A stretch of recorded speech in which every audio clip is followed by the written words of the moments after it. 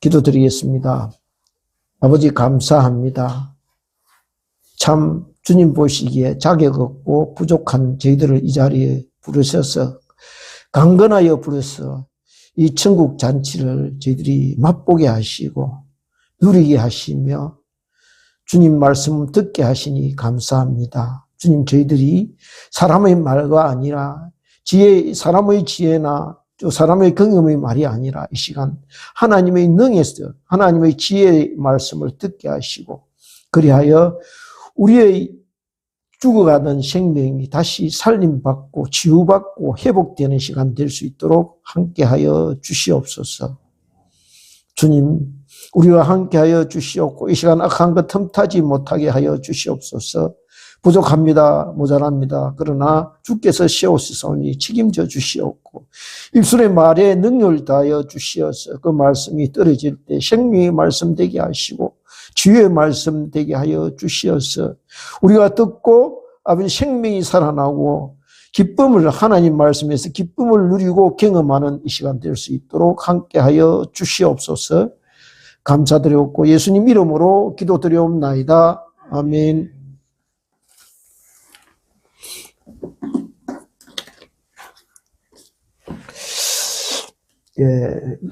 역사상 최고의 이 성공 투자가로 불리는 우리가 잘 아는 워렌 버핏이라는 사람이 있습니다. 1년에 한 번씩 자신과 점심 식사를 함께 할 수 있는 특권을 경매에 붙이는데요. 지난 2022년에 이 워렌 버핏이 정신 경매 이벤트가 이제부터는 안 하겠다. 올해가 마지막이다. 이렇게 이제 알리게 되자 이 마지막을 알리자마자 무려 1,900만 달러 그러니까 우리 돈으로 약 그때 당시 화폐가 246억에 이 워렌 버핏과 정심을 하겠다고 이렇게 낙찰이 되었다고 합니다. 그렇다면 저와 여러분이요. 도대체 이 사람들이 어디서 무엇을 먹는가? 또 무슨 이야기, 이 점심 식사 시간에 어떤 이야기를 나누는가? 이것이 궁금하지 않을 수가 없습니다. 그죠? 제가 찾아봤더니, 특별한 식당이 아니에요. 그냥 스테이크 하우스입니다. 근데 스테이크 한 조각을 먹는데 246억이나 이렇게 허비할 사람이 있겠습니까? 아마 짐작하는데, 이것이 아무리 고깃집이라고 하더라도 고기만 먹고 그렇게 점심식당 먹고 끝내는 자리가 아니라 뭔가 특별한 이벤트가 있다는 것이죠. 밥 한 개 먹자고 그렇게 돈을 낭비할 사람은 없으니까요. 이 식사 토대에 그러니까 자기가 돈을 내고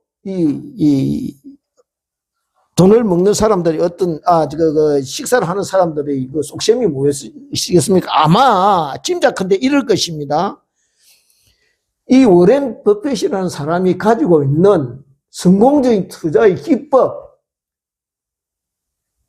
또 그가 만지는 것마다 돈이 되니까 그의 어떤 경영의 노하우를 그러니까 전수받고 싶은 거겠죠.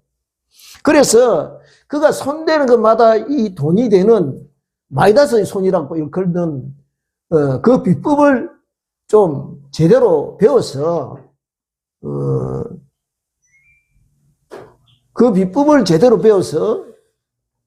이제 제대로 한 건만 제대로 이게 대박을 터뜨리면은 충분한 정신값 그 정도는 아무렇지도 않다. 그 많은 금액은 감수할 수 있다. 이런 생각에서 아마 이 경매에 응했을 것입니다.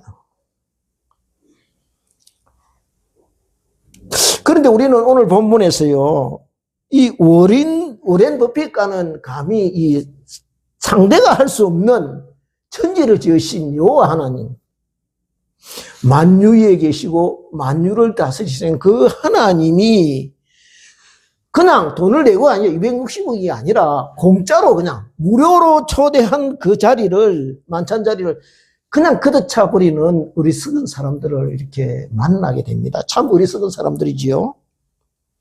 그러면 이 사람들은 왜 이렇게 어리석은 결정을 하였을까? 참 어이없는 이런 판단을 하게 되었을까? 아마 몇 가지 나름대로 이유가 있을 것입니다. 그래서 저와 여러분은 오늘 본문 속에서 이 초대와 부르심의 의미를 한번 되새겨 보면서 말씀을 통하여, 이 본문 말씀을 통하여 은혜를 같이 나누고자 합니다. 그럼 다 같이 14장 11절 말씀을 같이 이렇게 합독하겠습니다. 다 같이 14장 11절 말씀을 같이 합독하겠습니다. 시작. 자기를 높이는 자는 낮아지고 자기를 낮추는 자는 높아지리라.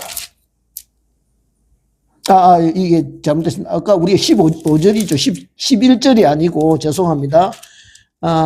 그러니까 14장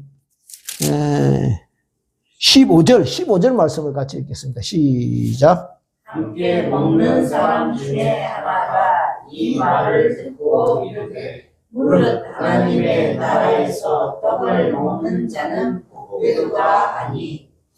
그러니까 이 구절을 보아 우리가 알 수 있는 것은 15절 뒤에 16절부터 나오는 등장하는 예수님의 이 비유가 그냥 어떤 공식적인 자리에서 나온 그런 말씀이 아니라 같이 식사 자리에서 나온 비유라는 것을 알 수 있다는 것이죠. 그런데 이런 비유의 말씀이 나올 수밖에 없던 어떤 정황이 앞부분에 있었다는 것입니다. 그 정황이 무엇입니까? 14장 1절부터 소개되어 있습니다. 14장 1절을 우리 같이 한번 보겠습니다. 14장 1절을 같이 읽겠습니다. 시작. 안식일에 예수께서 한 바리새인 지도자의 집에 떡을 잡수러 들어가시니 그들이 엿보고 있더라. 여기에요, 특이한 것은 엿보고 있더라 이렇게 되어 있죠. 안식일에 여러분 한번 생각해요. 저와 여러분이 같이 식사하는데 누가 우리 식사하는 모습을 많이 이렇게 지켜보고 있으면 그 밥이 제대로 넘어가겠습니까? 잘 안 넘어가겠죠. 그죠? 그런데 여기에 엿보고 있더라.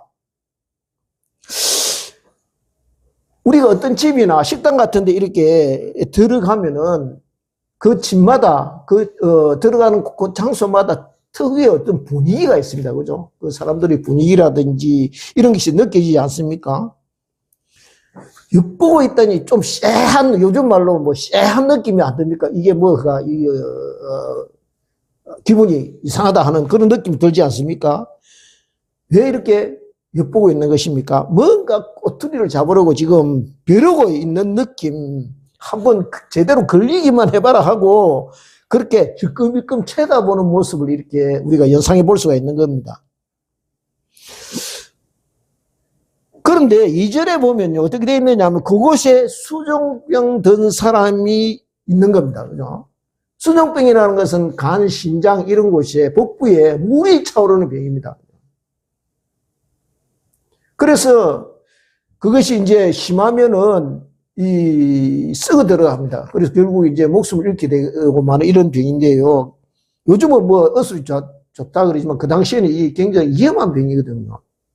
그런데 한번 생각해 보시면 유대인의 정절 예식이나 규례에 따르면은 병자는요, 이게 가까이 따로 격리하도록 되어 있습니다. 특히 이런 병 같은 경우에는 가까이 이렇게 공중에 사람들이 많이 모이는 장소에 올 수가 없는 것입니다. 그런데 귀한 손님을 초대해 놓고 그 자리에 환자를 데려다 놓는다? 그건 뭐 어디든 이게 안 어울리는 상황이거든요. 맞지 않는 설정입니다. 유달리 이렇게 정결 예식을 준수하는 유대인들이 밥 먹는 자리에 유대인을, 그 병자를 데려놓았다.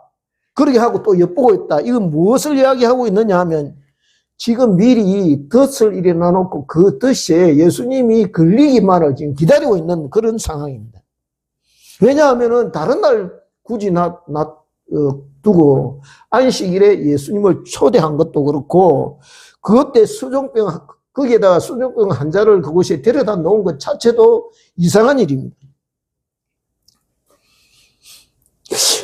이 사람들이 무엇을 노리고 미리 짜고 그 상황을 세팅한 것인지 딱 눈에 보이는 겁니다. 예수님이 그걸 모르시겠습니까? 전부를 다 아시는 건데, 미리 아시는 분인데, 사람의 속마음을 아시는 분인데, 그래서 미리 이제 선수를 칩니다. 뭐라 그러냐 하면은, 질문을 던집니다. 안식일에 병을 고치는 것이 합당하냐, 아니냐, 이렇게 묻죠. 그런데, 이 사람들이 뭐 대답을 안 합니다. 무슨 대답을 해야 이게 예수님이 하도 이제 상황에 이걸 당일에 재주가 없으니까 아니까 그냥 뭐 잠잠하게 있죠. 그러니까 뭐냐 하면은 너희 중에 누가 아들이나 소가 우물에 빠졌으면은 안식일을 해서 그대로 두겠느냐. 그냥 억지로라도 그렇게 끌어내지 않겠느냐. 우선 살리고 볼 일이 아니냐. 이렇게 말씀을 합니다. 이 당연한 논리입니다. 그러니까 반문을 못하지요. 그런데 우리가 볼 것 같으면요, 이 안식일 논쟁이 처음이 아닙니다. 그죠? 벌써 몇 분째 거듭 이렇게 계속되고 있습니다. 마찬가지로요, 이 잘못된 확신, 그릇된 어떤 관념에 빠지면요, 거기에서 잘 빠져나오지가 못한다는 거예요. 사탄이 계속 그 생각을 심어주기 때문에 그 생각이, 자기 주장이 이 사람들이 하는 게 뭡니까? 자기 생각이 옳다고 지금 확실하게 지금 아무리 이야기해도 이게 바꾸어지지 않는 겁니다. 우리가 이런 상황을 보지 않습니까, 지금? 이야기해도 안 통하는 거예요. 딱 이게 머리에 고정관념으로 자리 잡고 있으면. 이렇게 우물에 자녀나 소가 빠져도 건져 올릴 텐데, 지금 무슨 말입니까? 이를 먼저 구해내는 것이 옳은 일 아니냐 이렇게 하니까 아무도 반론을 제기하지 못하죠. 그리고 이제 7절에 보면 또 다른 진풍경이 하나 더 소개되고 있는데요. 그 잔치를 그 바리새인 지도자가 초대한 그 잔치자리에 초대받은 사람들이요, 서로 이제 상석에 앉겠다고 헤드 테이블, 오늘날로 치면 헤드 테이블에 앉겠다고 그냥 서로 실랑이를 벌이고 있는 것입니다. 그것을 예수님께서 보시고 이제 뭐라고 했느냐 하면은, 너희들이 잔치집에 갔을 때 미리 상석에부터 그렇게 앉지 마라. 혹시 상석의 자리에 앉았는데 누가 왔어? 초대한 사람이 왔어. 그 자리는 당신 자리가 아니다. 당신 자리는 저 밑에고 그 사람 따로 준비된 사람이 있다 하면은 어쩔 수 없이 당신이 일어나서 어떻게 해요? 저 밑에 말씀으로 가야 될 텐데, 그리 하면 얼마나 어떻게 해요? 무한하고 쑥스럽겠냐. 스타일 다 꾸기는 거 아니냐. 그러지 말고 처음부터 아예 말석에 앉아 있어라. 말석부터 찾아라. 그러면은 혹시 집주인이 와서 당신이 구석자리에 앉아 있는 거 보고, 당신이 왜 그 자리에 앉냐? 여기 좋은 자리에 있는데 이쪽으로 땡겨 앉으라 하면은 사람들이 볼 때, 야, 저 사람 겸손한 사람이다. 참 인품이 훌륭하다. 그렇게 당신의 인품이 드러나지 않겠느냐. 그렇게 말씀하고 있는 것입니다.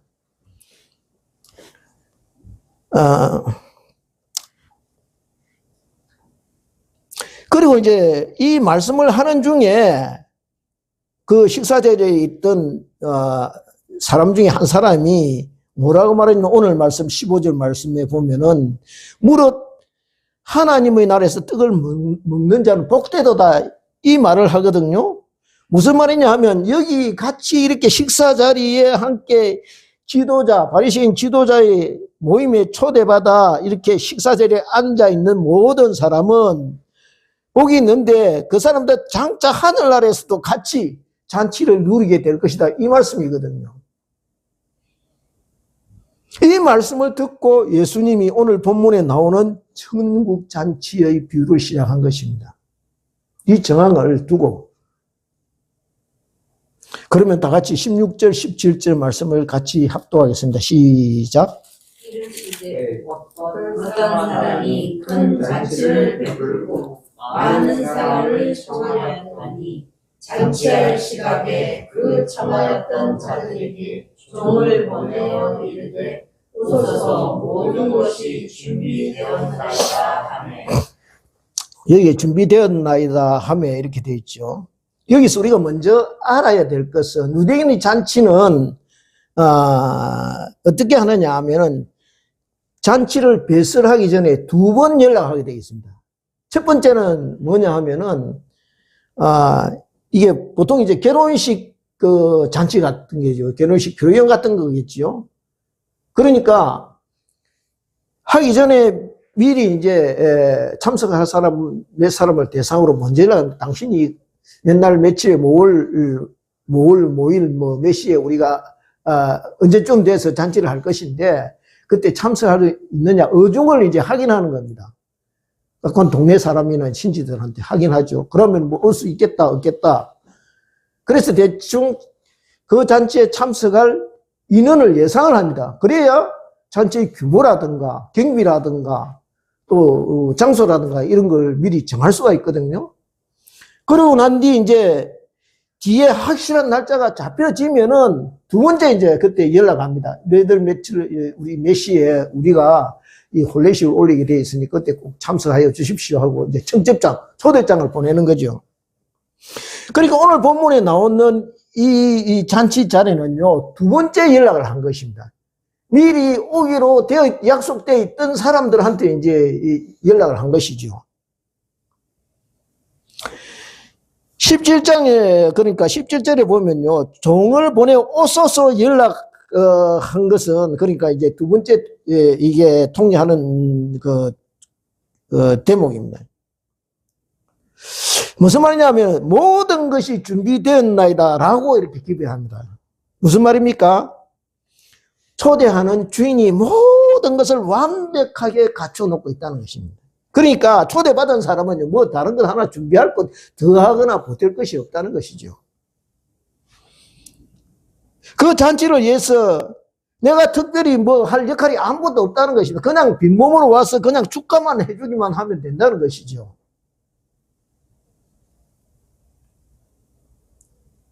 저와 여러분은요, 이처럼 천국행 티켓을 미리 받은 사람들입니다. 그죠? 예약받은 사람들입니다.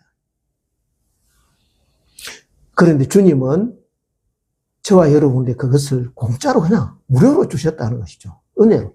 그냥 아무 대가 없이 주셨다. 그래서 우리는 뭐 다른 거 준비할 것이 없다는 것이죠.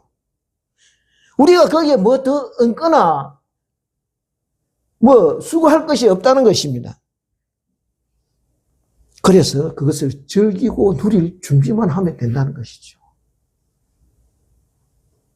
우리에게 그냥 그 은혜를 그저 주신 분한테 경배와 찬양을 올려드리면 된다는 것입니다. 18절을 보겠습니다. 18절 같이 읽겠습니다. 시작.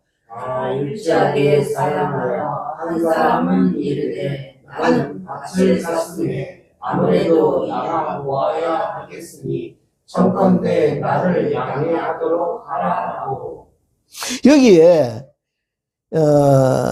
다 일치하게 사냥하여 이렇게 되어 있거든요. 무슨 말이냐면 이 잔치를 거절한 사람들 중에 세 사람 오는데 이 사람들 모두가 일종의 공모를 하고 있었다는 것을 이야기하고 있습니다.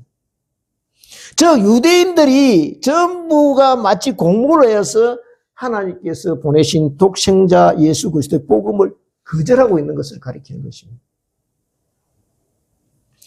밭을 사서 갈 수 없다. 언뜻 보면 매우 그럴듯한 그런 이유 같은데 실상은요, 가만히 따져보면 거짓말입니다. 왜냐하면요, 농부가 밭을 사는데 그냥 뭐 시장에서 신발 사듯이 그렇게 사겠습니까? 아닙니다. 그죠? 우리가 밭을 많이 산다면 어떻겠습니까? 그 밭이 농사 짓기에 적당한 땅인가 따져보고 무엇을 심으면 어떻게 해요? 뭐 어떤 채소나 가수를 심으면 잘 되겠는지, 또 몇 년 동안, 최근 몇 년 동안 작황은 어땠는지 알아볼 것 다 알아보고 샀을 것입니다. 그런데 사놓은 것을 지금 되짚을 수 없는, 이게 취소할 수 없는 거지 않습니까? 그런데 결정해 놓은 것을 이렇게 저렇게도 할 수, 아무 어떻게 뭐 할 일도 없는데, 더 할 뭐 어떤, 그런 일이 없는데 밭을 사서 갈 수 없다. 이것은 변명에 불과하다는 것이죠. 그냥 잔치 자리에 가기 싫으니까 적당한 구실을 붙인 것입니다. 사람들에게 우리가 예수님 믿으라고 전도하면요, 제일 먼저 듣는 말이 여러분도 많이 들었을 겁니다. 무슨 말인지 압니까? 지금은 먹고 사느라고 사업한다고 정신이 없다. 바빠서 조금 있다가 내 정신 차리고 나서 그때는 교회 가겠다. 그렇게 말씀을 많이 합니다. 사업이 안정되고 나면, 돈을 많이 벌고 나면 그때 가서 생각해 보겠다는 것입니다. 그런데요, 저와 여러분은 아무도 10분 2일 앞의 일을 모릅니다. 그죠? 무슨 일이 일어날지, 어떤 일이 생길지, 모릅니다. 그죠? 하나님은요, 인자하셔서 상한 갈 때도 꺾지 않으시고, 꺼져가는 심지도 끄지 않으시는 인자한 분이시지만은, 그렇다고 언제까지나 기다리시는 분은 아니라는 것이죠. 우리가 얼마 전에 경험했지 않습니까? 그죠? 예배의 자리에 놓고 싶어도 마음대로 놓을 수가 없었던 때가 있었습니다. 우리가 마음대로 찬양하고 기도하고 전도할 수 없는 때가 올 수도 있다는 것입니다. 기독교 국가인 미국도 그랬습니다. 왜냐하면요, 예수님 이름으로 기도합니다. 아멘. 공중 기도할 수 없었습니다. 바이든 때 그랬습니다. 바이든 때. 그래서 모든 신의 이름으로 기도합니다 였고, 아멘 앤드 우먼 말도 되도 않은 그런 때가 있다는 거죠. 그런 때가. 그러니까 여러분이 기회 있을 때, 잔치 자리에 부를 때 빨리 와서 그 잔치 자리가 주는, 하나님께서 주시는 은혜를 누리고 경험하라는 것이죠. 19절을 보겠습니다. 19절 같이 읽겠습니다. 시작. 또 한 사람은 이르되 나는 소 5조리를 샀으니 시험하러 가니 선건대 나를 양해하도록 하라 하고. 소 5결이라고 되어 있습니다. 그죠? 그 5결이는 소 10마리입니다. 한 결이가 2마리씩이니까. 소는 농가의 큰 자산입니다. 없어서는 안 될 보물 같은 그런 동물입니다. 그러니까 소를 10마리나 샀으니까 참 복받은 사람이지요. 그죠? 그러니까 축복받은 사람입니다. 그만큼 자기 마음 먹은 대로 지금 뭔가 잘 굴러간다는 말입니다. 그죠? 앞에서 밭을 샀던 사람이나 지금 이 소 10마리 산 사람으로 한마디로 말하면 소위 딱 공통점이 있는 건 세상에서 잘 나가는 사람들이라는 거죠. 남이 부러워할 만한 사람들입니다. 그죠? 땅에서 잘 떼고 기업이 번창하는 것, 계획하는 대로 내 생각대로 모든 것이 상황이 그렇게 순조롭게 가는 것, 참 좋은 일입니다. 그죠? 축복받으니. 그런데 때로는 그 때문에 영원한 하늘나라, 우리가 언젠가 돌아가는 하늘나라가 있다는 사실을 잊어버리게 된다는 것이죠. 그러니까 잘 떼는 것이 복이 아니고 저주가 될 수도 있다는 것입니다.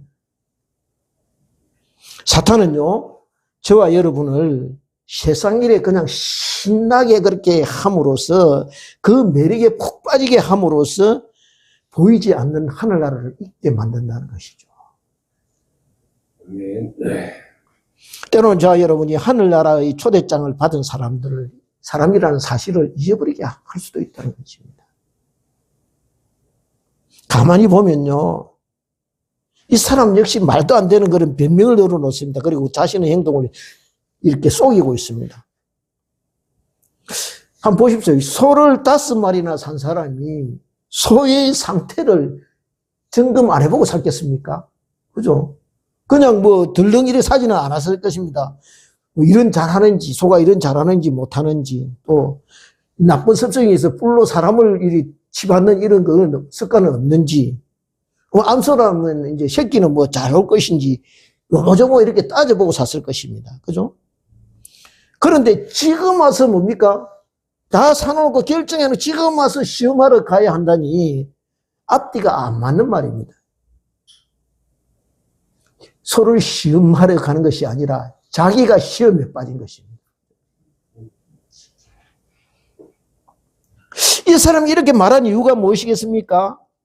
그 잔치에 가기가 싫은 것입니다. 사실 한번 생각해 보십시오. 앞의 밭을 산 사람이나 뒤에 소를 10마리 산 사람이나 모두가 열심히 자기가 땀 흘리고 수고해서 얻은 어떤 결과일 것입니다. 어떻게 생각하면요, 이것이 자기가 땀 흘리고 수고한 것, 그게 너무 생각이 깊이 박혀 있기 때문에 하나님이 이렇게 도와주신 은혜를 잊어버렸다는 것이죠. 그런데 그것이 은혜라는 사실을 잊어버리는 순간 그 손은요, 내가 피 같은 돈으로 산 소가 되고 정말 그 소를요, 시험하러 가고 싶어진다는 것이죠. 소 10마리를요, 푸른 조장에 쫙 풀어놔 놓고 그 풀 뜯는 광경을 지켜보면서 은근히 스스로 나 이만큼 성공했다. 나 이제 걱정 없다. 그리고 자신이 이룬 부를 즐기고 싶은 것. 이제 20절을 보겠습니다. 20절을 같이 보겠습니다. 20절 같이 읽겠습니다. 시작. 또 한 사람은 이르되 나는 장가를 샀으니 그러므로 가지 못하겠노라 하는지라. 신명기 24장 5절은 이렇게 되어 찾지는 마십시오. 제가 읽어드리겠습니다. 이렇게 되어 있습니다. 사람이 새로이 아내를 맞이하였으면 그를 군대로 내보내지 말 것이요 아무 직무도 그에게 맡기지 말 것이며 그는 1년 동안 한가하게 집에 있으면서 그가 맞이한 아내를 즐겁게 할지니라. 결혼한 사람은 어디게요? 오직 신랑의 신부를 즐겁게 해주는 일에 전념을 다하라. 참 신부들은 행복하겠습니다. 여자분들은 행복하겠어요. 이거죠. 1년 동안 다른 거 하지 말고 자기 신부를 즐겁게 해주는 일에 전념해라 이것이죠. 그래서 징집을 안 합니다. 전쟁이 일어나도 징집을 못하게 돼 있습니다. 여기에 보면은. 그런데 군대도 빼주는데 잔치에 참석하지 못하겠다. 뭐 잔치가 어디 뭐 계속 뭐 이렇게 맨날 며칠 하는 것도 아니고 잠깐 시간 내서 갔다 오면 되는 일인데 두 사람이 같이 이렇게 갔다 오면 더 주위에 보기도 좋을 거고 그런데 못 가겠다 그럽니다. 이 사람이 왜 갑자기 이렇게 간다고 해놓고 이렇게 마음이 변하게 돼서 가만히 생각해 보니까요. 신부가 원하지 않거나 안 그러면 어떻게 해요? 신혼 분위기를 망치고 싶지 않다는 것입니다. 그렇습니다. 때로는요, 가족 관계, 사람들의 인적 관계가 천국 가는 길을 막을 때가 있다는 것이죠. 간혹 안 믿는 분들에게 이렇게 전도를 해보면은, 어떤 이야기를 하느냐 하면은, 우리 집은 이때 이제 뭐, 절에 다니는데, 종교를 바꾸면 어떻게 자손들이 이게 잘못된다는 말을 있어가지고 도저히 못하겠다 이렇게 이야기합니다. 왜냐하면 사탄이요 그 사람이 두려움을 줘서 그 마음을 꽉 잡고 있기 때문에. 이스라엘 역사를 더듬어 보면요 이방 여인들이 왕의 마음을 이렇게 흔들어서 여호와 유일 신앙을 망쳐버립니다. 까딱했으면 아합과 이사벨의 아내 이세벨이 들어와서 북이스라엘뿐만 아니라 남유다의 왕족까지 말아먹었습니다. 왜냐하면요, 아합의 딸, 아합과 이세벨의 딸 아달랴가요, 자기 아들 아시아가 죽자 왕손들을 전부 다 멸족시켜버립니다. 그리고 자기 스스로 왕이 돼요. 근데 하나님의 기적 같은 도움으로 요시아를 살려두죠. 6살. 그래서 성전에서 몰래 키워져가지고 나중에 이제 쿠데타로 정권을 다시 뒤엎는 것을 우리가 볼 수가 있습니다. 제가 보니 대부분의 경우요, 여자가 믿으면은 남자도 결국 돌아오지만은 여자가 믿지 않으면 이게 잘 안 되더라고요. 하나님의 특별한 뜻이 있으면 모르겠지만은 그래서 하나님께서 이방 여인과의 통혼을 특별히 금하셨습니다. 이방 여인들이 지혜의 사람, 솔로몬 같은 지혜의 사람도 이렇게 마음을 훔쳐서, 마음을 흔들어서 여호와 유일 신앙을 망쳐버렸죠. 마음 지키기가 그만큼 쉽지 않다는 것이죠. 이제 다 같이 21절을 합독하겠습니다. 21절 그대로 읽겠습니다. 시작. 종이 돌아와 주인에게 그대로 보았니 이에 집주인이 노하여 그 종에게 이르되 빨리 시내의 거리와 골목으로 나가서 가난한 자들과 몸 불편한 자들과 맹인들과 저는 자들을 데려오라 하니라. 왜 주인은 이 호의를 거절하였을까? 왜냐하면 이 초청과 잔치 자리가 얼마나 소중하고 귀한 자리인지 몰랐기 때문에. 세상 사람 모두가 주인에 대한 고마움을 잃어버렸기 때문에, 이 잔치 자리의 중요함을 몰랐기 때문입니다. 주인이 자신을 위해 어떻게 정성을 들여 만든 자리인지 몰랐기 때문에. 그렇습니다. 주님이 이 비유를 하신 이유가 무엇입니까? 뭐냐면은 여기에 모인 사람, 아까 잔치자리 있죠. 유대인 바리새인 지도자의 집에 잔치자리에 모인 사람, 그 사람 모두가 자신들이 실상 제일 중요하고 상석에 앉으려 하던 사람들이었습니다. 무슨 뜻이냐 하면 당신은 그저 안식일 규정이나 따지면서 저 사람 맛에 잔치자리에 대접받고 사람들이 인정받으려 하고, 또 우리는 하나님의 사랑받는 자녀라고 조금도 부끄러워한 게 없기 때문에 나중에 틀림없이 100% 하늘나라에 들어갈 것이다, 그렇게 생각한다는 것입니다.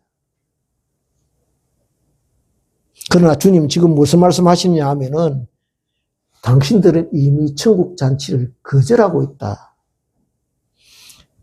거기는 자기 자랑에 찌든 사람, 세상적으로 잘 나가는 사람, 잔치자리에 상석에 앉으려고 다투는 그런 곳이 아니라, 그 천국은 오히려 가난하고 몸 불편한 사람, 맹인, 저는 사람들, 당신들이 아까 수정병 환자라고 이렇게 세팅한 그 사람, 그런 사람들이 차지하는 나라가 될 것이다, 그렇게 말씀하고 있는 것입니다.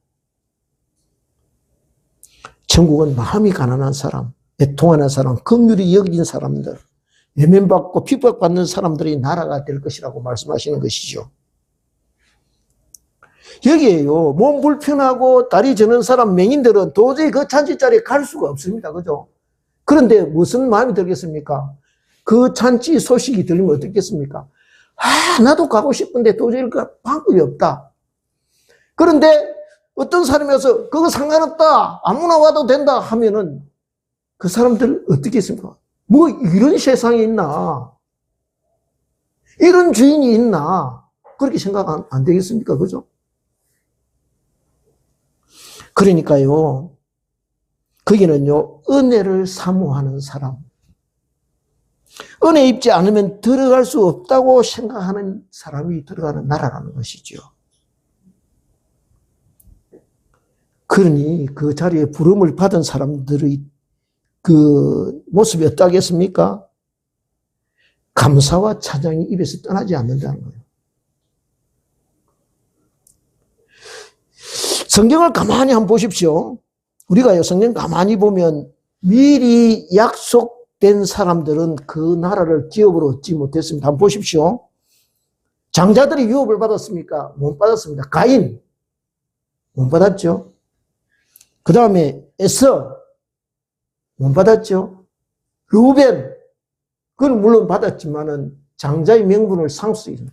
대신 요셉 지파가 받았습니다. 모태신앙, 그 다음에 교회 직분, 목사, 그것이 주님을 갈망하고 예배하는 마음을 오히려 멀어지게 할 수 있다는 것이죠. 그것 때문에 저와 여러분이 외식화될 수 있다는 것이죠, 오히려. 자꾸 이제 지난주에도 그렇고 지금 이번 주에도 말씀이 자꾸 껍데기를 이렇게 계속해서 강조하고 계시는데요. 그만큼 껍데기를 버리는 것이 쉽지 않다는 거예요.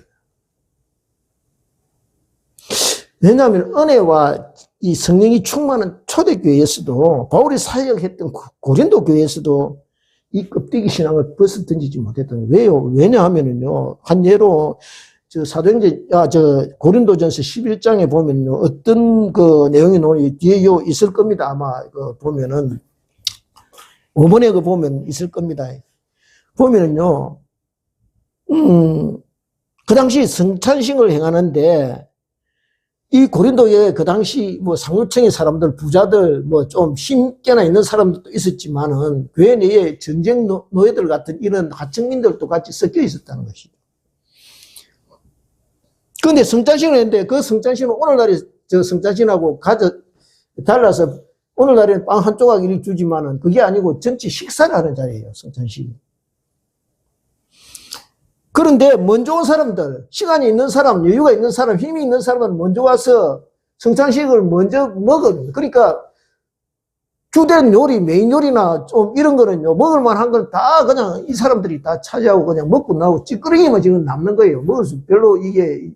그러니까 나중에 온 사람들은 어떻습니까? 이 전쟁 노예들 같은 경우에는 나중에 오다 보니까 허덕허덕 자기 일 마치고 이렇게 와서 보니까 만찬에 참여해도 먹을 것이 없는 거예요, 이 식사가. 그러니까 바울이 뭐라고 했느냐 하면은 바울이 이 모습을 보고 나무랍니다. 너희들이 어디 먹을 데가 없어서 그렇게 하느냐. 그 사람들을 더 위하고 더 배려하지 않느냐. 그것이 주님이 괴다운 것 아니냐 하고 이렇게 꾸짖고 있는 것입니다. 이 껍데기 신앙을 벗어버리기가 쉽지 않아요. 왜요? 끼리끼리. 잘난 사람은 잘난 사람끼리. 이렇게 같이 모인다는 거예요. 그러므로요, 우리가 농사 짓고 나서 껍데기는 어떻게 합니까? 불에 태워버립니다. 그죠? 마찬가지로 저와 여러분의 껍데기도 성령의 불로 태워 없애버리는 거예요. 결론적으로 말씀드리고자 합니다. 스티븐 코비 박사가 우리가 잘 아는 이 삶의 처세술을 이야기한 사람인데, 성공하는 사람들의 7가지 습관이라는 책 중에서 그 항목 중에 하나만 제가 소개하겠습니다. 뭐냐면 소중한 것을 먼저 하라고 그렇게. 무슨 말이냐 하면은 우리가 일을 시작할 때 여러 가지 이제 순서에 뭐 여러 가지 있을 때 일을 어떤 순서로 주로 시작하느냐 하면은 자기가 흔히 좋아하는 일, 그리고 쉬운 일, 하고 싶은 일을 먼저 한다는 거예요. 그렇기 때문에 정말 중요한 일이지만 하고 싶지 않아서 계속 미루어 놓는 경우가 많다는 거예요. 이것을 영적인 부분에 적용하면 어떻게 될까요? 지금 당장 하지 않아도 됩니다. 그죠? 지금 당장 눈에 보이지는 않습니다. 그런데 지금 당장 하지 않으면요, 나중에 나의 영원한 생명과 연계되어 있을 수도 있다는 거예요. 그것을 하지 않으면. 그래서 그것부터 챙기고 점검하는 것이 급선무라는 것이죠. 마태복음 6장 33절은 여기에 보겠습니다. 텍스트 1번 같이, 마태복음 6장 33절, 34절 같이 읽겠습니다. 시작. 그런즉 너희는 먼저 그의 나라와 그의 의를 구하라. 그리하면 이 모든 것을 너희에게 더하시리라. 여기에 뭐라고 해요? 먼저 그의 나라와 어떻게 해요? 그의 의를 구하라 있죠. 내 나라와 내 의가 아닙니다. 그죠? 무슨 말이냐면 하나님 나라와 하나님의 의를 구하라는 거예요. 무슨 말씀입니까? 한마디로요, 예수 그리스도로 옷 입으라는 거예요. 잔치에 참여할 예복을 준비하라는 것입니다. 예복을. 그렇습니다. 예복은 나의 부끄러움과 수치를 가려줍니다. 그 잔치 자리에요, 예복을 입고 나는 거예요. 잔치 자리에 그냥 오면 되지만은 잔치 자리에 와서 예복을 안 입은 사람은 쫓겨납니다.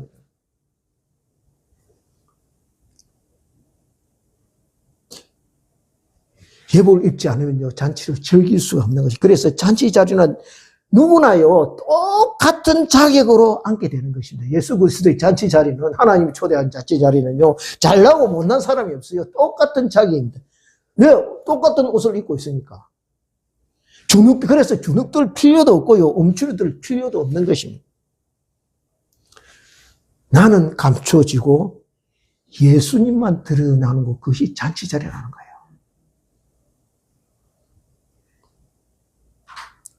그것이 예배와 경배의 자리라는 것이죠. 그리고 예수님 이름 때문에 우리는 당당해지고 떳떳해진다는 것입니다. 여기에 보니까요, 거리와 골목으로 나가서 가난한 자, 몸이 불편한 자, 그 다음에 이런 사람들 데려오라고 하십니다. 그렇습니다. 우리는 그렇게 끌려온 사람들입니다. 여러분은 스스로 찾아왔다고 할지만은 하나님께서 이런 모양 저런 모양으로 여러분들 끌고 이 자리에 갖다 앉으신 거예요. 그래서 은혜라는 것입니다. 저와 여러분이나 모두가 함량 미달인 사람입니다. 똑똑하다고 하지만은 그렇지 못해요. 그러니 잘났다고 큰 소리 칠 수 없다는 것입니다. 그래서 오직 은혜입니다라고 고백할 수밖에 없다는 거예요.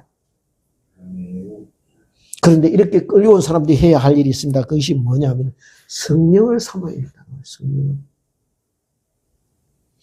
예수님께서 하늘로 들려 올라가시면서 제자들에게 당부하신 말씀이 무엇입니까? 예루살렘을 떠나지 말고 내게서 들은 바 아버지께서 약속하신 것을 기다리라고 말씀합니다. 요한은 물로 세례를 받았거니와 너희들은 맨날이 못해요. 성령으로 세례를 받으리라 했습니다. 우리가 억지로 나가서 이 사람들이 제자들이요 그냥 나가서 아닙니까? 성령 받고서 움직입니다. 그래서 성령을 삼아야 하는 것입니다. 그래서 모두 한 곳에 모여 기도하는 가운데 성령 체험의 역사가 일어나는 것입니다. 다 같이 사도행전 2장 42절부터 47절 말씀을 같이 보겠습니다. 이게 텍스트 3번입니다. 3번 같이 한번 쭉 합독하겠습니다. 시작. 우리 사도의 가르침을 받아 서로 교제하고 떡을 떼며 오로지 기도하기를 힘쓰니 믿는 사람이 모두 물건을 통용하다 사람마다 두려워하는데 사도들로 말미암아 기사와 표적이 많이 나타나니 믿는 사람이 다 함께 있어 모든 물건을 서로 통용하고 또 재산과 소유 이를 팔아 각 사람의 필요를 따라 나눠주며 날마다 마음을 같이하여 성전에 모이기를 힘쓰고 집에서 떡을 떼며 기쁨과 순전한 마음으로 음식을 먹고 하나님을 찬미하며 또 온 백성에게 칭송을 받으니 주께서 구원받는 사람을 날마다 더하게 하시니 무슨 말씀입니까? 교회가 천국이 된 것입니다. 저와 여러분에게 주님을 갈망하는 마음이 있습니까? 예배를 사모하는 마음이 있습니까? 예배를 통하여 주님이 주시는 힘과 능력을 공급받고 있습니까? 지루하고 의식적인 예배가 아니라 예배 때마다 나를 만지고 세워가시는 성령의 임재를 누리며 감사하십니까?